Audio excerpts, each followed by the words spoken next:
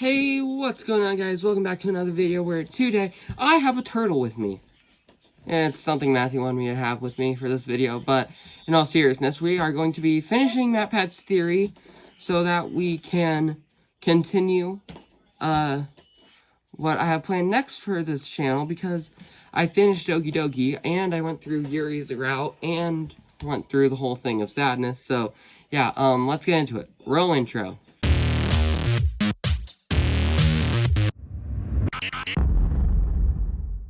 Alright, so, I've got MatPat's theory, up and going, so here we go, let's start it. Just Monica. Just Monica. Just Monica. Just Monica. Just Monica. Goomba Just MatPat. Monica. Just Monica. Just Monica. So last time we began covering the creepy hidden mystery of... You should not have done this with me. MatPat, I am still here, and it still won't let Yuri. Roll intro. Hey.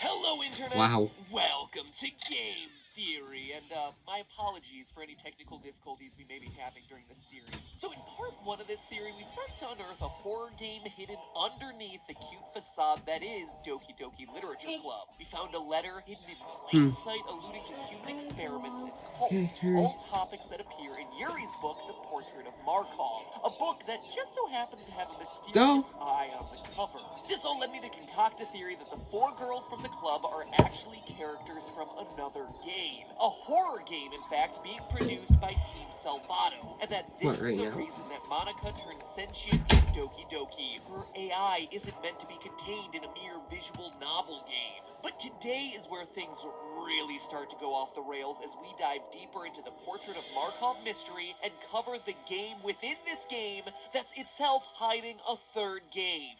Oh yeah, and by the way, if you thought Monica was bad, well then, you should start getting really scared of Yuri. As you'll know if you finish the game, the character files in the game's directory play a huge role in the plot. Monica manipulates and deletes them one by one in her quest to make you love her, and ultimately you have to delete Monica's file in order to reach the game's true ending. But there's more in these files than just character information. I knew I should have opened them, but I just couldn't. I didn't have the right thing, so I couldn't open it. Is a puzzle in and of themselves, left in the game to be solved by the fans. And 2 fans of DDLC in particular stepped up to the challenge. Reddit users MitHost and WarChamp7 dug deep into these files and uncovered their secrets, posting their findings to the R Visual Novels subreddit. And the lore bits they uncovered broke the Portrait of Markov mystery wide open. So the character files on your computer start as .chr files, which isn't a real file format that programs can recognize. It's not? That doesn't mean you can't open them. If you use a text editor like Notepad, you can absolutely see what's inside, and that's exactly what they did, with the text inside each file giving them clues as to what they should be doing next.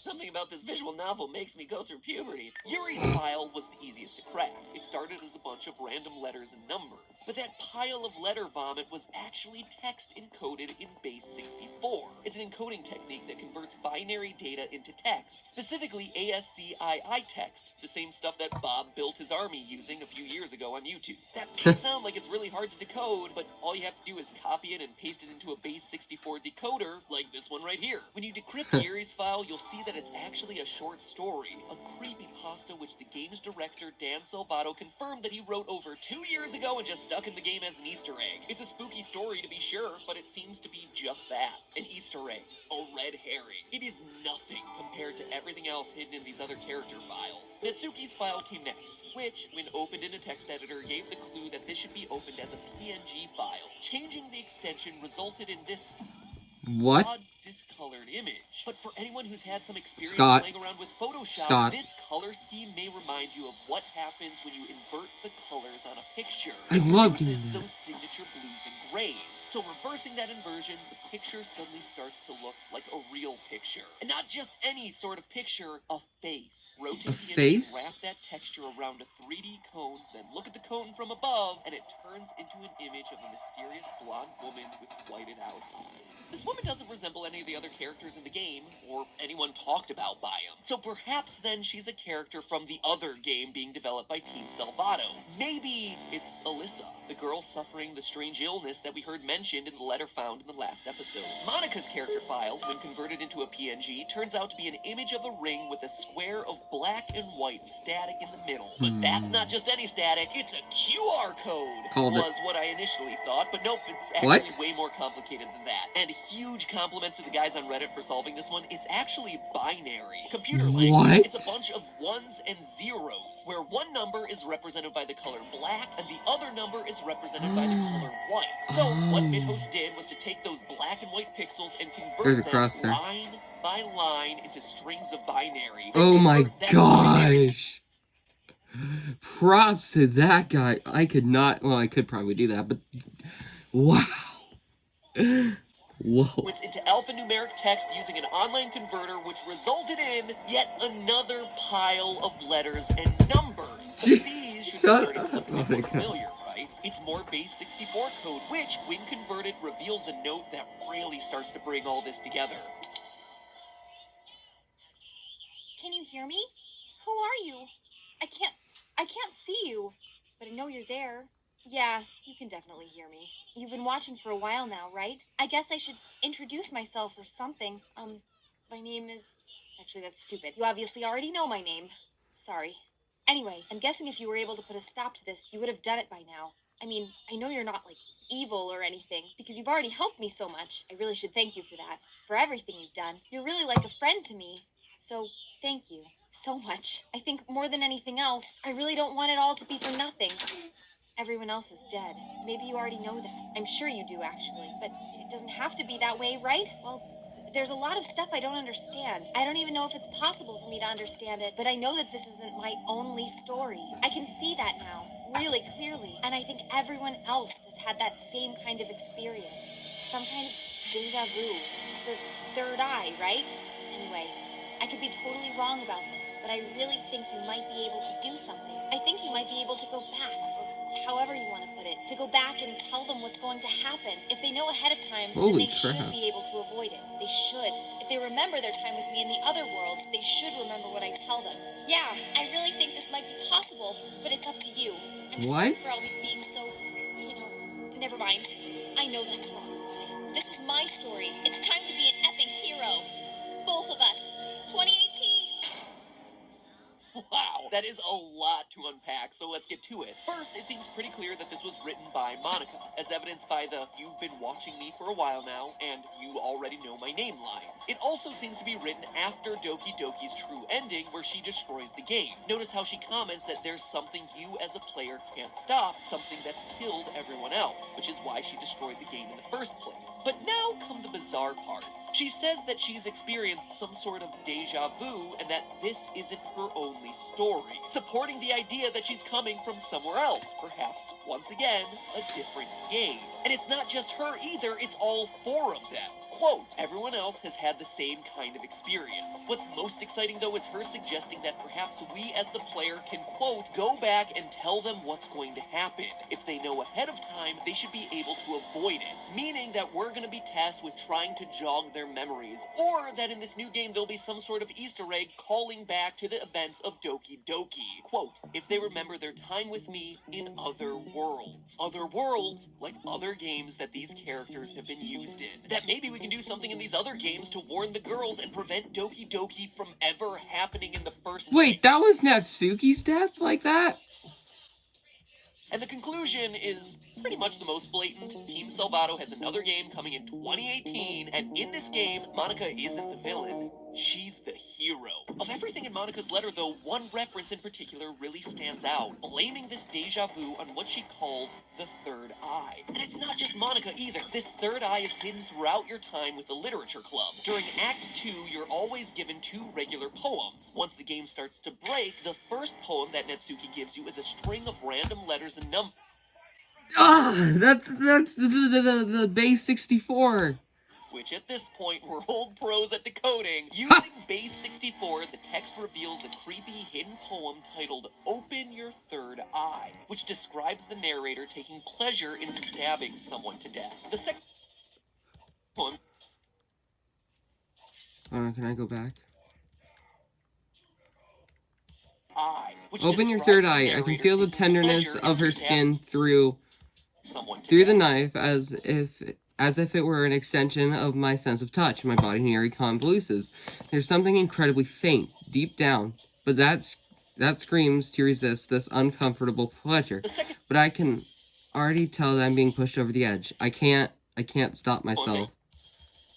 I don't know. It seems, at first glance, to be a huge block of random words. Totally. In plain sight at the end of it is another ominous passage that describes a compulsive stabbing and concludes with the line, quote, "The lust continues to linger through my veins. An ache in my muscles stems from the unreleased tension experienced by my entire body. Her third eye is drawing me closer." That's 3 characters now who've brought up this third eye. The same eye that happens to be described on the cover of the portrait of Markov. And remember what Yuri said about the plot of the book last episode. All the people trapped in the human experiments at the religious camp have this trait that turns them into killing machines that lust for blood. That trait is undeniably the third eye. All of this points to Team Salvato's new game being about human experimentation, researching a psychic phenomenon that invokes uncontrollable bloodlust in the people exposed to it. Which brings us to the last piece of the puzzle, Sayori's character file. Shoot, I forgot to put MatPat's original video in my first one. I'll have to do that after this,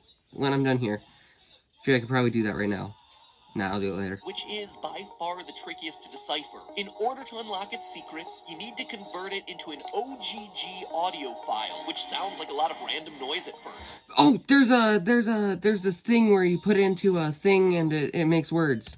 When you open that audio in a visualizer program and then apply a spectrograph to that visualization, you reveal a QR code that, when scanned, takes you to the website projectlibitina.com.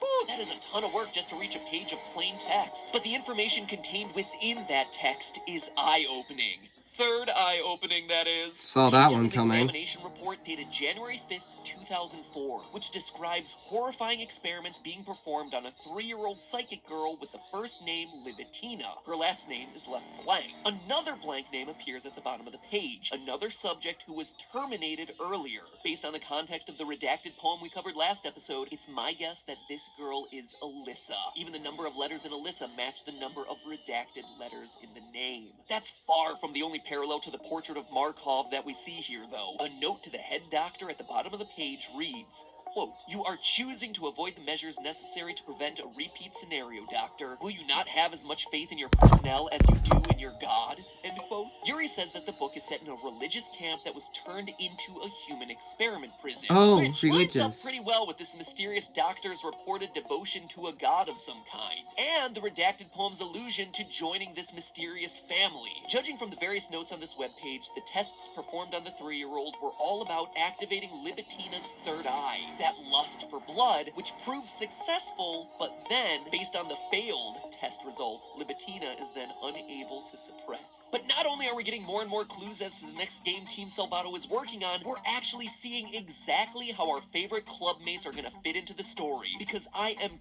confident 3-year-old Libitina grows up to be one of the 4 girls we see in Doki Doki Literature Club. And what's more, I can prove exactly which one it is. Libitina is a 3-year-old, and her height and weight are both average for her age, so there's not much to go on there. But if we look a bit further down the page, we see a list of noted behaviors that the researchers say should be ignored in future examinations. Twitching, vocal tics, biting, epiphoria, vomiting, screaming, harm to examiner, harm to self, misplaced laughter. There's Yuri. one character who we see display almost all of these traits during Doki Doki Literature Club, particularly in that second act, Yuri. Once the game bugs out, Yuri's dialogue becomes the most erratic. We repeatedly see her eyes twitching when she talks to us, she screams a fair bit, laughs erratically at a few points, and that bit about self-harm?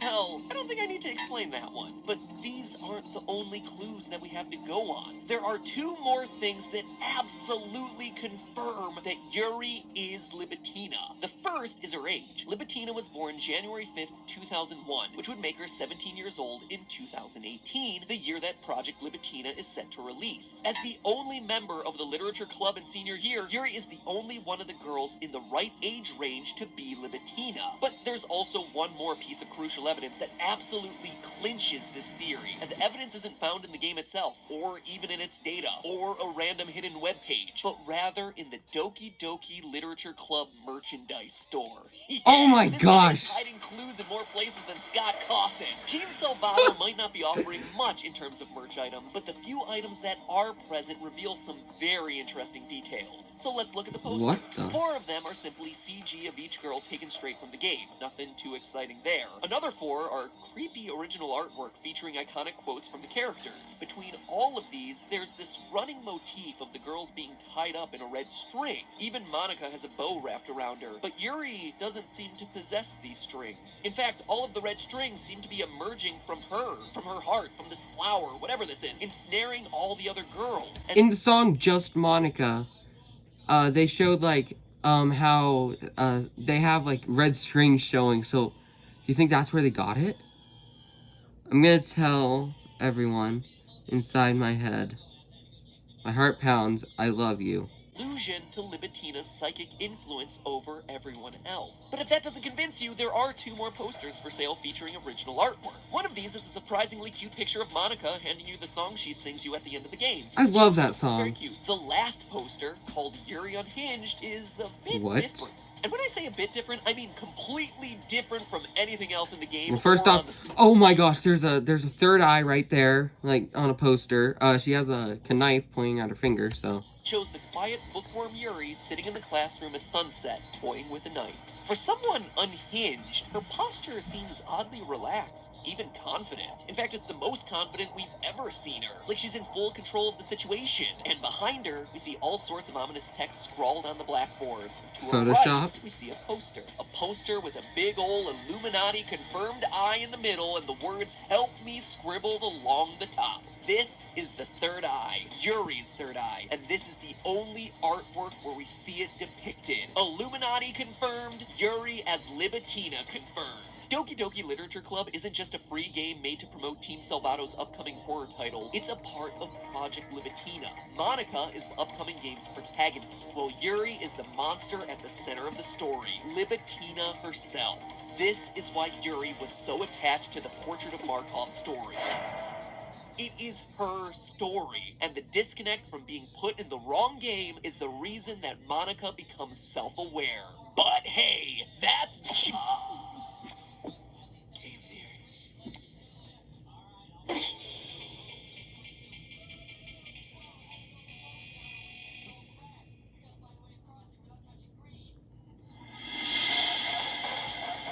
Alright, new plan. What was it called? Project... Okay, I'm just gonna look up Team Salvano, or whatever it is. And see if they actually have it out yet, because I'll try and download it if it's free. Okay. Store.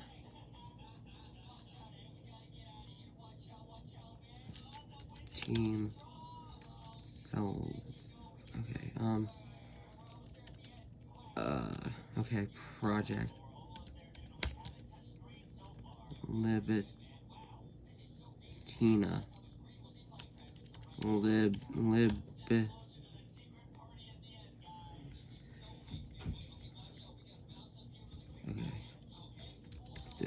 Developers of Doki Doki Literature Club.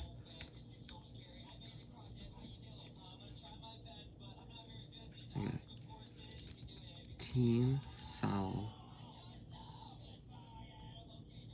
VATO games. Doki Doki and Doki Doki Plus. Dang it. Wait, hold on.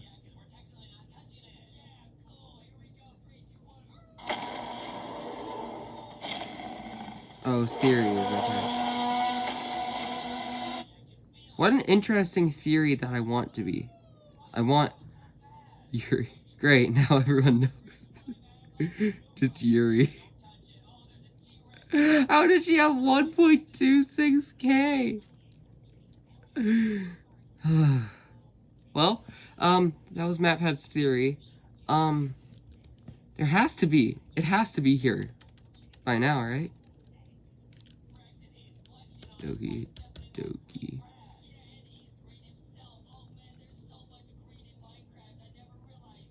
Doki.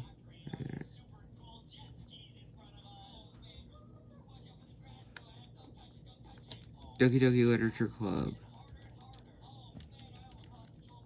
2.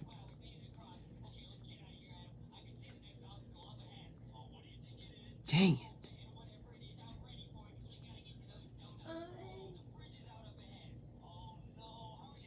Well, Team Silvano? Well, they haven't released anything except for Doki Plus. I'm gonna end my screen recording. But, Team Silvano has not released anything, so, yeah. Next up on the agenda, my next big project that I plan on doing with you guys, and it's gonna be VR, so, yeah, I think it'll be fun, since I've never completed it, so, actually, here, vote down below, if you want to see me playing Five Nights at Freddy's VR Help Wanted, where I scream my butt off, or, this other horror game, which I forgot what it was called. You guys decide by voting in the comments down below, or in the iCard if I can figure out how to do it. I think it's right here, or here. I don't know. Whatever. I'll see you guys in the next video. Don't let me forget to put MatPat's, theory in the other, reaction video, and yeah. I'll see you guys in the next video. Peace out. Goodbye. Like and subscribe. Yeah, attaboy. I went through puberty. But way to go, Matthew. Also, I'm gonna make my own channel. Yes, I will. Next year. What?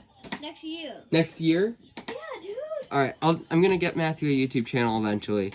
So, as soon as that happens, I'll tell you guys, and you guys should like and subscribe to his channel, as well as mine. Also, like too. Like, yes. Like, comment, subscribe, and I'll see you guys And in... hit that bell too. Yep, hit that little ding button. Also, do the same thing on David's channel. Okay? I'm so proud.